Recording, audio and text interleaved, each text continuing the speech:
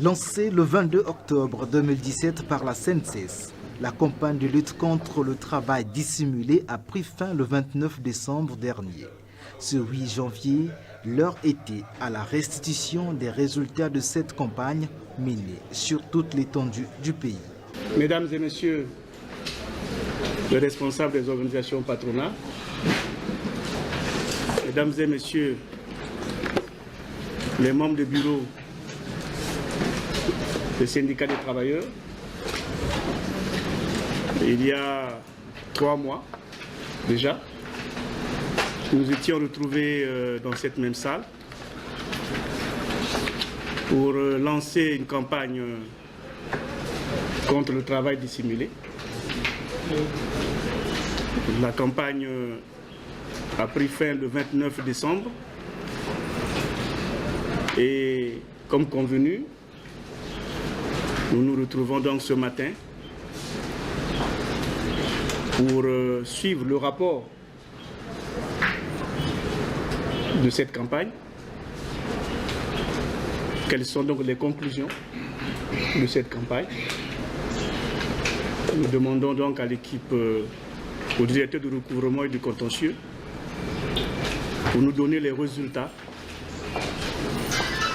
de cette campagne de lutte contre le travail dissimulé.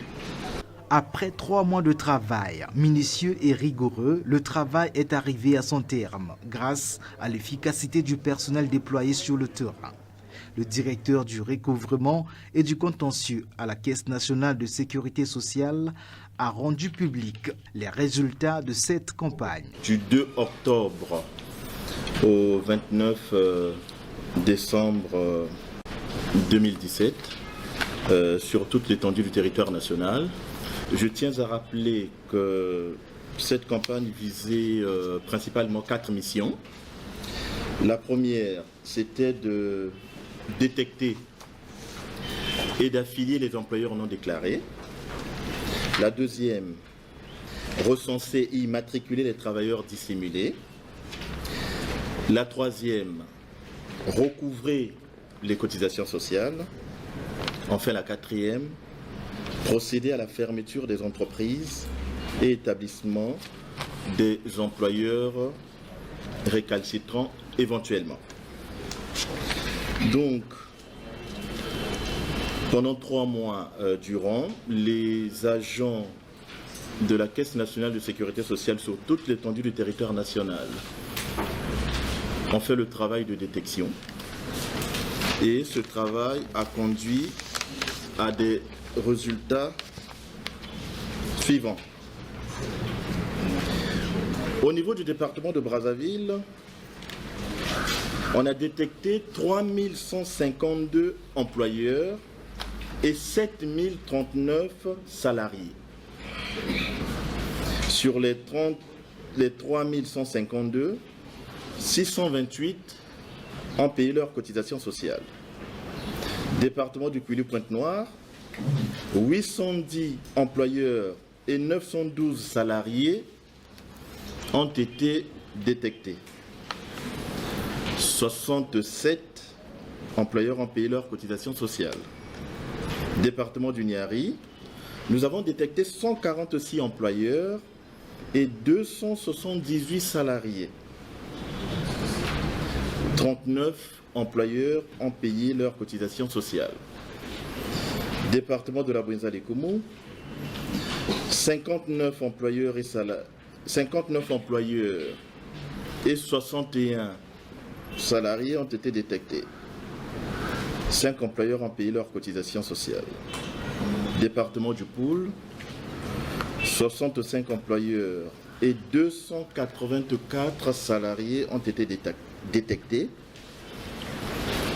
14 employeurs ont payé leur cotisation sociale. Département des Plateaux, 57 employeurs ont été détectés contre 99 salariés. Aucun employeur n'a payé des cotisations dans le département des Plateaux. Département de la Cuvette, 150 employeurs et 207 salariés ont été détectés. 80 employeurs ont payé leur cotisation sociale. département de la Sangha, 332 employeurs et 726 salariés ont été détectés. 2 employeurs ont payé leur cotisation sociale avant fermeture, parce qu'après il y a eu des fermetures dans le département de la Sangha, d'autres ont emboîté le pas. Département de la Likwala, 58 employeurs et 102 salariés ont été détectés. 8 employeurs ont payé leur cotisation sociale. Ce qui nous donne un total de 4 829 employeurs détectés sur toute l'étendue du territoire national et 9 708 salariés ont aussi été détectés. Le total des employeurs qui ont payé leur cotisation sont de 843. Donc ça, c'est en ce qui concerne les résultats généraux, globaux, sur toute l'étendue du territoire national. Mais quand on regarde les résultats de Brazzaville, donc les 3152, nous avons éclaté ce résultat par secteur d'activité et statut. Ça nous donne les éléments suivants. Le secteur de l'artisanat, on a détecté 21 établissements pour 47 salariés. Boulangerie et pâtisserie, on en a détecté 5 pour 19 salariés. Le commerce, 2611 détections pour 4877 salariés. L'éducation, 112 écoles privées ont été détectées pour 1137 salariés. L'hôtellerie, 39 établissements pour 158 salariés. L'imprimerie, un établissement pour 11 salariés. Mécanique auto, 3 établissements pour 5 salariés. Menuiserie, 2 établissements pour 10 salariés. ONG, 2 pour 8 salariés. Pressing, 46 établissements pour 91 salariés. Prestations de services, 92 établissements pour 226 salariés. La santé, 38 établissements pour 138 salariés. La soudure, un établissement pour 2 salariés. Les télécommunications, 5 établissements pour 14 salariés. Le tourisme, 10 établissements pour 17 salariés. Le transport, 17 établissements pour 22 salariés. Bâtiments et travaux publics, 7 entreprises pour 11 salariés. Vente boissons et planches, 100 établissements pour 176 salariés. Vente de carburant, 3 établissements pour 11 salariés. La restauration, 25 établissements pour 49 salariés. L'administration judiciaire, 7 cabinets, avocats, huissiers et autres pour 16 salariés. L'industrie, on a un établissement pour 2 salariés. La microfinance, juste un établissement pour 2 salariés. La religion, un établissement pour 2 salariés. L'agriculture, un établissement pour 6 salariés. Il y a une personne qui s'est manifestée pour l'assurance volontaire. Par contre, du côté des établissements abusés de transfert, nous n'avons rien enregistré, aucun paiement. Du côté des entreprises publiques et des collectivités locales, c'est pareil, aucun paiement, rien n'a été fait de ce côté-là. Donc voilà, monsieur le DG, sommairement brossé les résultats de la campagne de lutte contre le travail dissimulé. Il faut dire que au début, lorsqu'on a constaté que certains employeurs avaient du mal à accepter la mission, à payer leurs cotisations, nous avons activé la 4e mission. Donc par voie d'huissier, nous avons procédé à des fermetures des entreprises et établissements récalcitrants. Au total, 235 fermetures ont été faites dans 3 départements particulièrement. Donc il y a Brazzaville, Pointe-Noire et la Songa. Les 235 fermetures en question ont facilité le recouvrement au niveau des établissements concernés. Donc globalement, cette mission s'est très bien déroulée sur toute l'étendue du territoire national. C'est l'occasion, Monsieur le Directeur Général, de féliciter les partenaires sociaux qui nous ont soutenus du début à la fin, grâce à qui nous avons pu mener à bien cette campagne. Après cette présentation, s'en est suivi l'appréciation du directeur général de la Caisse nationale de sécurité sociale, Évariste Ondongo, et les réactions des membres du bureau des syndicats des travailleurs présents à cette rencontre. Je voudrais tout de suite dire que, au vu de ces résultats, on se rend compte des résultats qui sont, à mon avis, encore partiels, puisque je pense que nous ne sommes pas arrivés au bout du compte. 9 708 salariés non déclarés.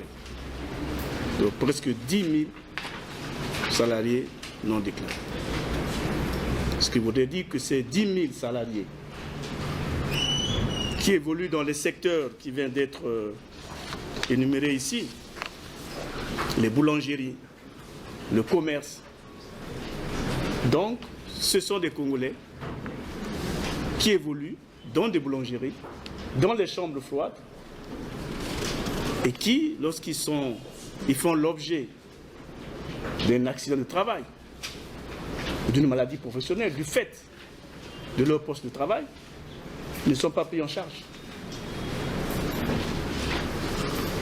Et lorsqu'ils arrivent à la fin de leur carrière, ils ne bénéficient d'aucune prestation. 10 000 salariés. Et là, nous ne sommes pas à la fin. On n'est pas au bout du compte. Comment expliquer que des Congolais comme nous, qui évoluent, je prends le cas d'une chambre froide, un travailleur qui est exposé au froid durant toute sa vie et qui peut, à l'occasion de son travail, souffrir d'une pneumopathie. Au bout de compte, ce travailleur ne sera pas pris en charge. Un Congolais qui travaille dans une boulangerie exposé à la chaleur durant toute sa vie et à la fin de sa carrière ne peut prétendre rien du tout.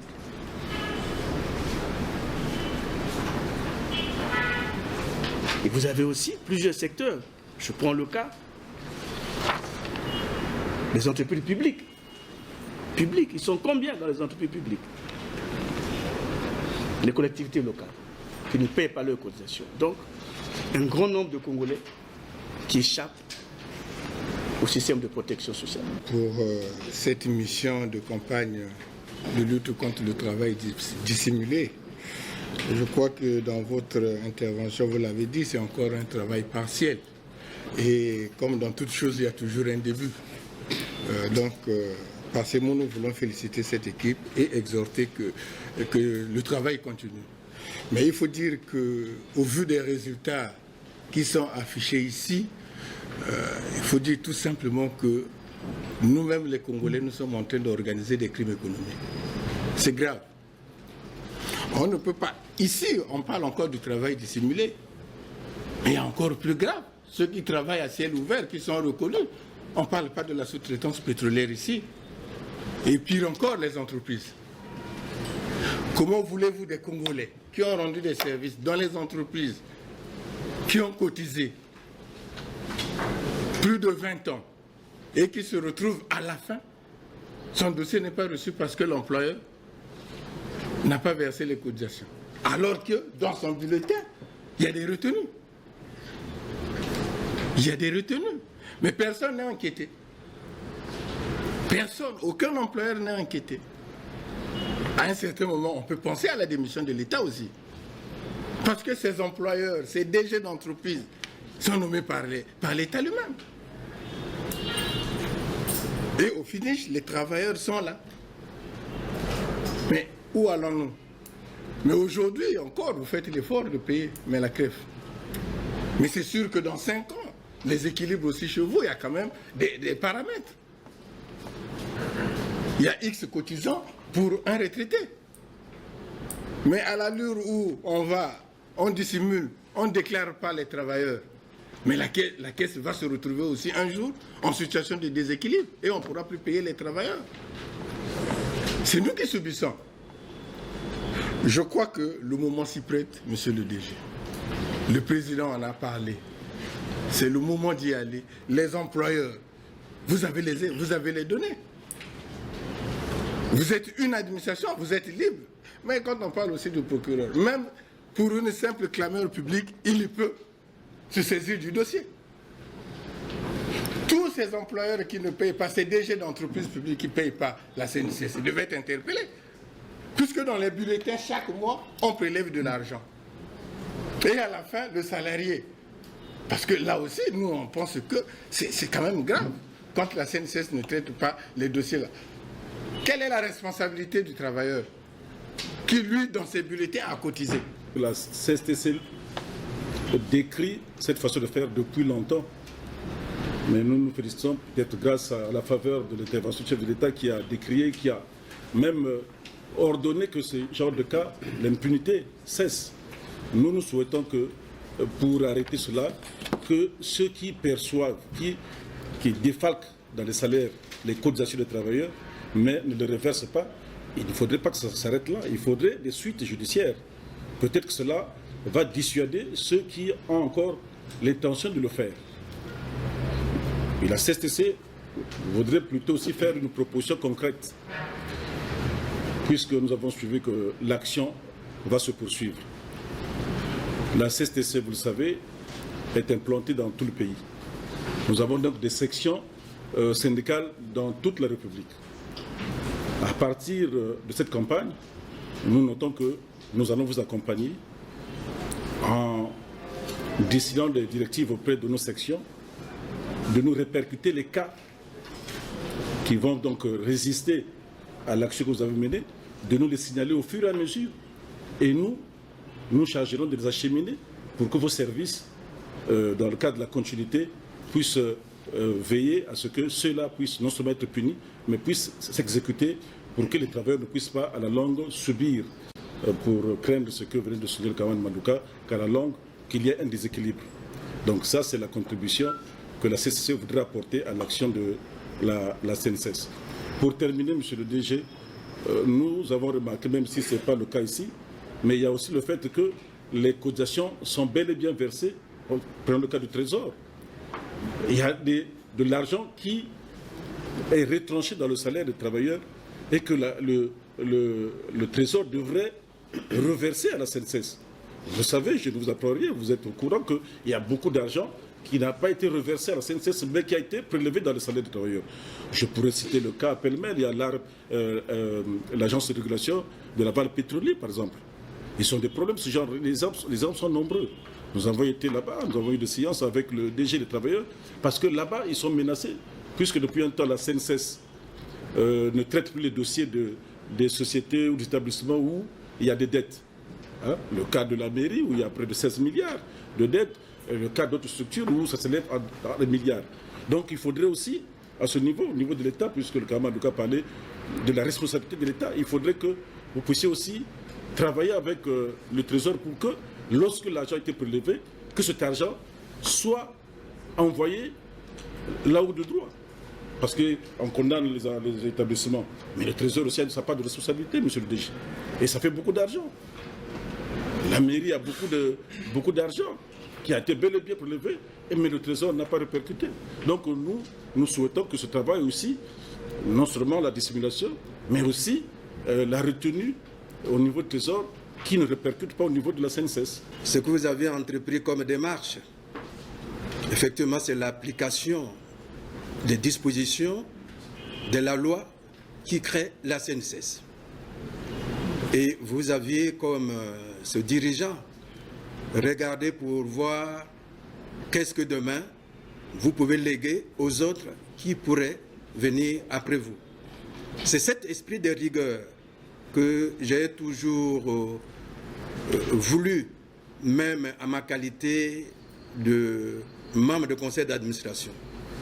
Je suis toujours resté très intransigeant parce que les agents qui ont travaillé, qui ont rendu des services éminents à ce pays, ne puissent pas être remerciés en monnaie de singe. Donc, ce que vous avez pris, nous sommes d'avis avec vous, mais je voulais tout simplement dire que c'est un bon départ, mais qu'un programme doit être mis au point pour que cette mission se poursuive avec l'accord de tout le monde. Et en tout cas, vous constatez l'unanimité ici au niveau des 3 centrales syndicales les plus représentatives des travailleurs. Vous savez aussi, monsieur le directeur général, qu'il y a des secteurs où nous nous battons tous. C'est le secteur de la sous-traitance pétrolière, c'est le secteur de la sous-traitance du bois, transformation du bois.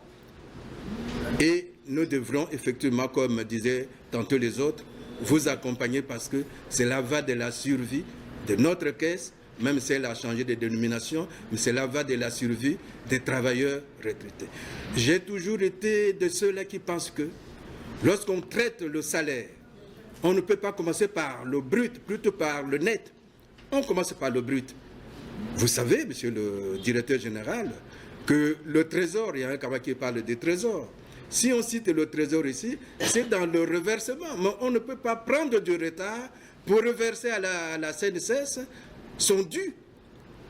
Et en tant qu'administrateur, je sais que non seulement 1 mois, non seulement 2 mois, mais plus de 10 mois, que le trésor ne reverse rien à la CNSS. La catastrophe, c'est nos agents, nos amis, nos frères et nos sœurs retraités de la CREF. Mais même quand les autorités réagissent après 11 mois, 12 mois, c'est grave. Où est parti cet argent? Donc il y a effectivement, pour les autorités, pour l'inspection générale d'État, pour tous ceux qui sont liés au contrôle, il y a à boire et à manger. Mais pour l'heure, c'est encore vous dire que c'est une très bonne initiative.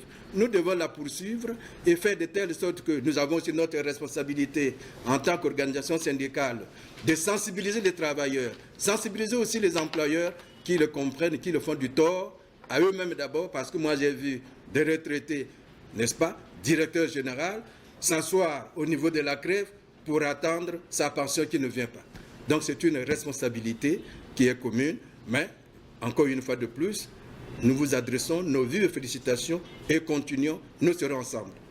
Patronant cette séance de travail, Évariste Ondongo, directeur général de la CNSS, a souligné l'efficacité des équipes sur le terrain et entend pérenniser cette campagne. Comme on a dit tout à l'heure, ils ont opéré des prélèvements sur les salaires qui n'ont pas reversé. Donc, ces responsables peuvent faire l'objet de poursuites pénales. Et comme la proposition a été faite tout à l'heure, et je pense que j'ai suivi les conclusions, vos interventions, nous allons transférer pour toutes ces entreprises redevables des cotisations sociales, nous allons pouvoir transférer leur dossier chez le procureur de la République pour qu'ils fassent l'objet de poursuites pénales. J'ai compris aussi, au travers vos interventions, qu'il va falloir continuer donc cette campagne, parce que nous ne sommes pas arrivés au bout du compte. Ça fait 10 000 salariés, mais en réalité, si nous poursuivons, nous allons en avoir plus. Donc nous retenons aussi que nous allons continuer donc cette campagne. C'est tellement pour 3 mois encore. On va continuer, puisque nous n'avons pas bouclé tout le territoire national. Nous continuons pour 3 mois, avec l'appui des centrales syndicales, avec l'appui des organisations patronales. Nous allons le faire. Et nous sollicitons vraiment votre appui. Et nous allons continuer donc à procéder aux fermetures. Désolé que l'UNOC se plaigne de ce que les entreprises publiques ne fassent pas l'objet de fermeture. Bon, ça c'est la force de la loi, mais nous allons transférer leur dossier auprès du procureur de la République pour qu'il fasse l'objet de poursuites. En tout cas, demain ou après-demain, les dossiers sont prêts, les créances sont connues, nous allons les transférer auprès du procureur de la République. Le travail réalisé pendant cette campagne de lutte contre le travail dissimulé, bien que partiel, balise déjà le chemin vers la maîtrise des employeurs qui n'étaient pas identifiés par la CNCS et le renforcement du système de protection sociale.